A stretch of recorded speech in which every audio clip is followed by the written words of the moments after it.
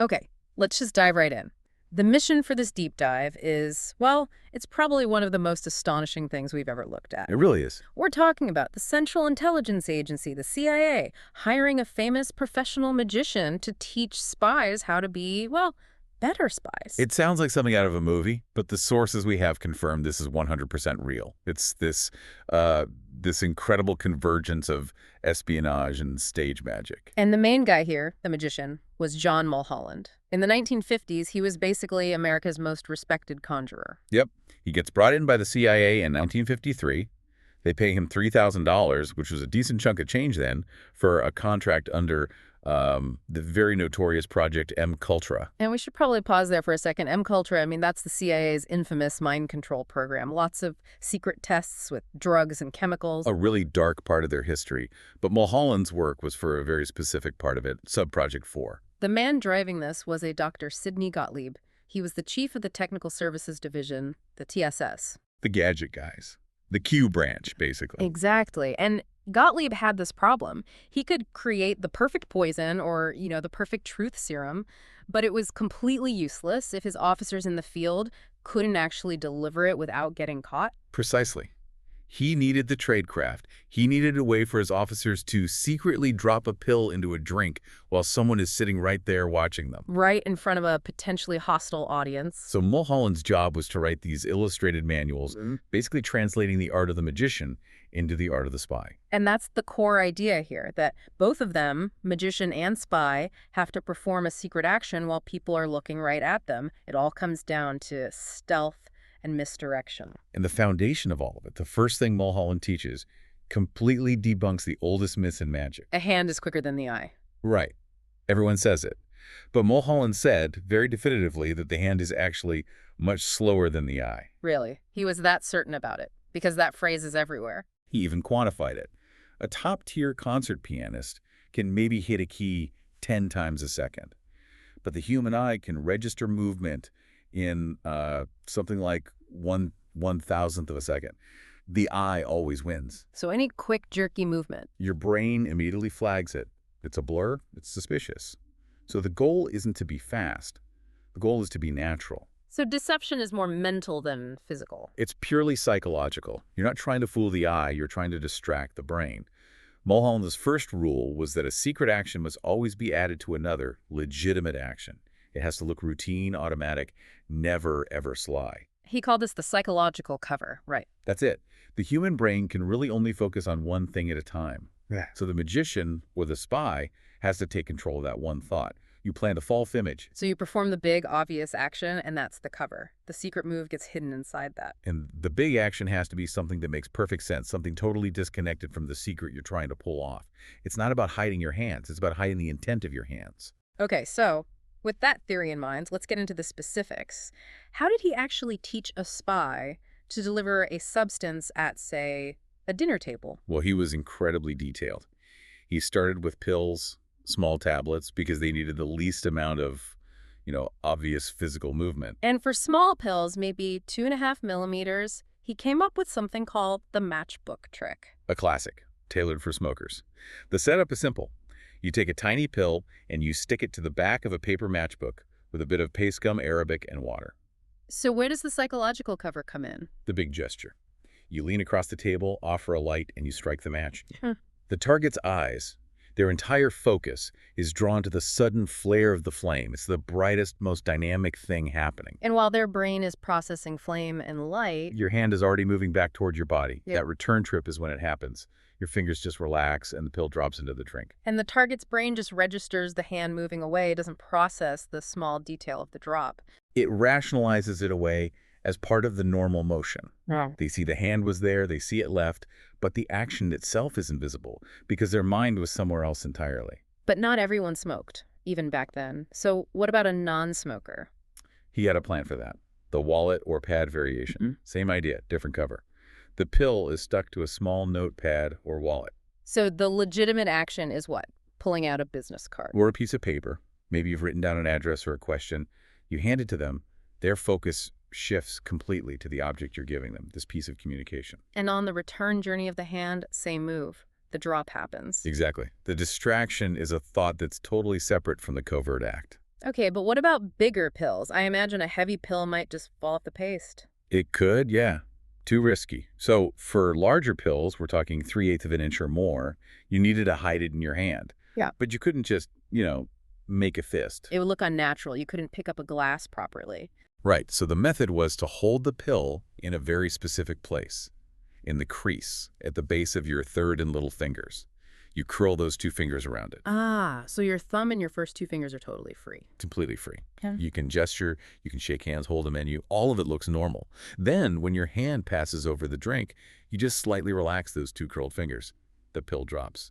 No big movement needed. It's amazing how much of this is just applied psychology. So pills are one thing. What about powders? They seem much harder to handle. Messier. They are. And for powders, you needed a special container, a gimmick. Mulholland designed one disguised as an ordinary worn pencil, about 4 or 5 inches long. Why worn? Because a brand new pencil is an object of interest. People look at it, a beat-up old pencil is just background noise. It's invisible. And this pencil was hollow. The core was drilled out to hold about 1 cubic centimeter of powder. The eraser on the end acted as the stopper. And the performance for that. Pure misdirection. The officer uses the pencil as a pointer. They're sketching something on a napkin or pointing to a detail on a menu, getting the target's eyes focused down on the table. Okay, so the target is looking down, thinking about the diagram. Right. At that moment, the officer pulls off the eraser, twists his wrist to dump the powder, and this is the crucial part. He does it while looking a target directly in the eye and asking a question. Ah, so you engage them with eye contact and a question. It pulls their brain completely away from what the hands are doing. The confidence of the eye contact sells the whole illusion. Okay, pills, powders. What about liquids? That seems even riskier. Spills, splashes. Very risky. For small amounts, maybe 2.5 cc, the manual called for polyethylene tubing. Like a tiny little squeeze tube. Exactly. The trick was it only had a tiny 132-inch pinhole at the bottom. Surface tension would hold the liquid in until you squeezed the tube. And you could hide that in a match packet again. Yep, you take out a few matches to make room. Squeeze it out through the bottom while you're offering the light, just like the pill trick. But for larger amounts, squeezing seems like it could go wrong. It could. So for, say, 3 to 10 cc, they needed something more reliable. They used gravity. They designed a small plastic vial with a hole drilled in the bottom. But how do you stop it from just leaking out? Airflow. There was a second, tiny vent hole on top plugged with a cork. The vial was hidden inside a regular pack of cigarettes. And to release it. A simple piece of thread was attached to that cork. When you're ready, you just pull the thread. The vent opens, air rushes in, and gravity empties the vial through the bottom hole. They even timed it. 5 cc would drain in 1.25 seconds. Any longer, and you're just standing there looking suspicious. The level of detail is just incredible. But this close-up stuff is one thing. How did they apply these ideas of illusion to, the whole operational environment? What the manual is called stage management. Right, because for a spy, the stage isn't a controlled theater. It's the real world, and the audience might be hostile KGB surveillance. So it's less about the specific trick and more about lulling the audience. Exactly. This brings us to a legendary CIA officer, Tony Mendez.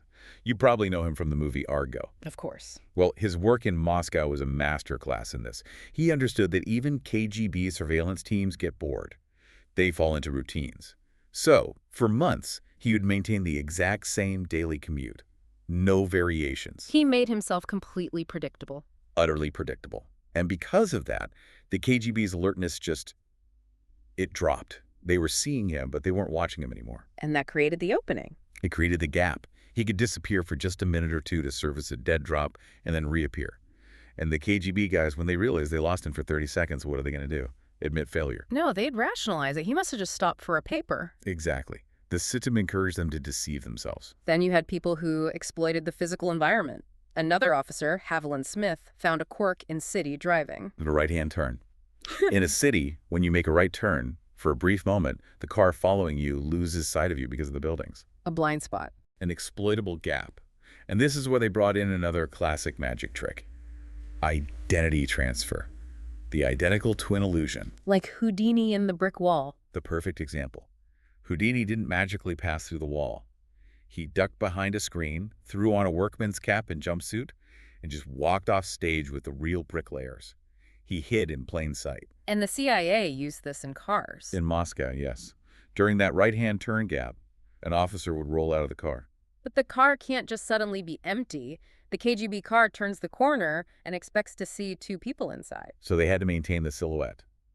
The officer who jumped out would be replaced by an object, a bundle of clothes or a specially designed briefcase propped up on the floor to look like a second person's head and shoulders from behind. The KGB turns the corner, sees two shapes, and just keeps following. Incredible. And sometimes the plans for this stuff were, let's just say they got a little wild. How wild. The source documents detail a plan, thankfully never used, to swap an agent for a 180-pound St. Bernard. A St. Bernard, concealed inside a portable kennel, wearing an elaborate fitted dog skin. Wait, hold on. A dog in a dog costume? I mean, that can't be real. They actually planned that. They planned it in enough detail to write it down in the manual, which just shows how committed they were to the idea of perfect tradecraft, no matter how absurd it sounds. That is truly bizarre. And this dedication to deception, it goes right down to the gadgets themselves, which, again, brings us back to Houdini. Absolutely. His whole career was about escaping, and his methods influenced intelligence tools for decades. That 1903 escape from a Russian transport cell.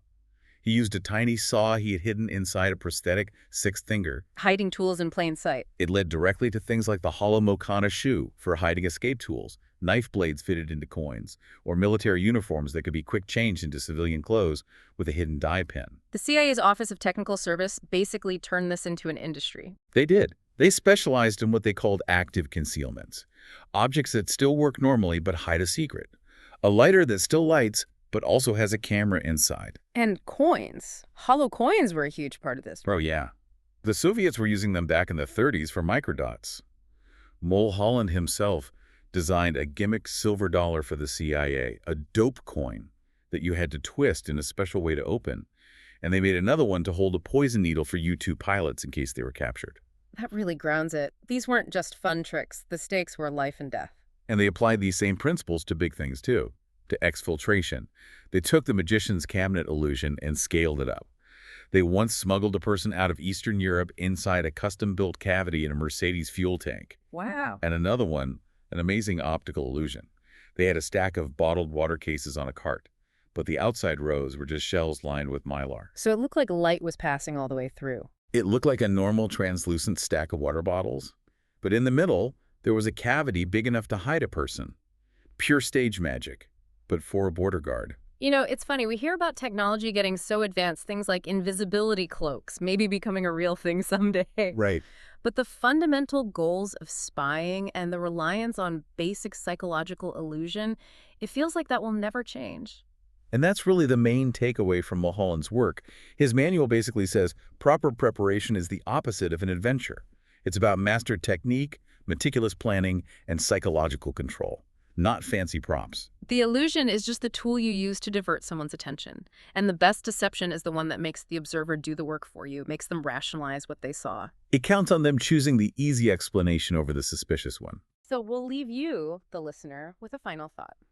The next time you see something a little strange in your day, a weird gesture or an odd movement, do you stop and wonder what you might have missed? Or do you just brush it off as a meaningless quirk? Because maybe, just maybe, that's exactly what the trickster wants you to do.